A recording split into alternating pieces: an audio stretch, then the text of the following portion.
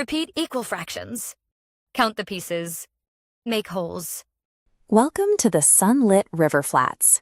Here in the tall grass, Kit the wise math Sheba watches as a young river otter named Sedge organizes his morning catch into even, precisely sized portions.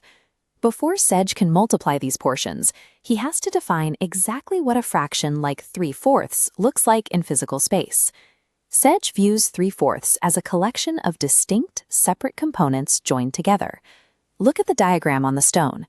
Sedge lays out a strip cut into 4 equal pieces, with 3 shaded. When he taps them out, they become 3 separate, identical 1/4 pieces. 3/4 is 3 copies of 1/4.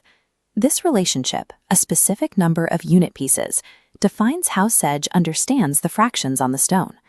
Since a fraction is already a collection of copies, multiplying it just means making more copies. The challenge is simply managing and counting those larger groups. Let's test that rule with a larger task. Sedge needs 4 total copies of a portion that is 2/5 in size. Sedge slides 4 equal groups of 2/5 pieces into one line. Adding them, 2, 4, 6, 8, gives 8/5. The bottom stays 5 since the piece size never changes. To regroup, Sedge joins 5/5 into one whole strip, leaving 3 separate. We record this final amount as the mix number, 1 3/5. Multiplying fractions changes the total count, never the piece size.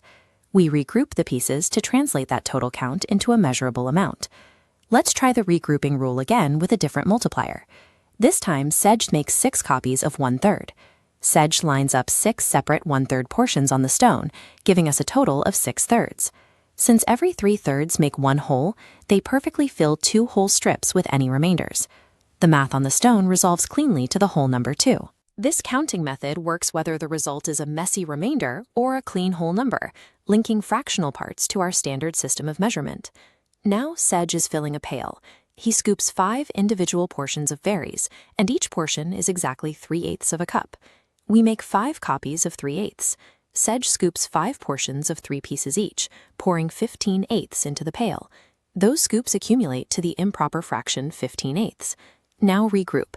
8/8 fill one whole cup, leaving 7/8. The final measurement is 1 7/8 cups. Real-world measurement depends on this logic, gathering small, identical parts and regrouping them into standard units. Sedge's work relies on one persistent rule. A fraction represents identical copies of a single unit piece. To multiply by a whole number, make that many copies. Count the pieces to find the top, keep the bottom the same, and regroup into wholes whenever you can. Try a final challenge.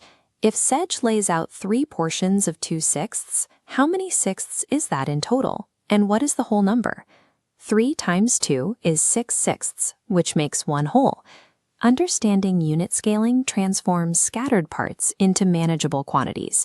Copy the pieces, count them up, and keep the bottom. See you at the next bend. 3/4 repeated.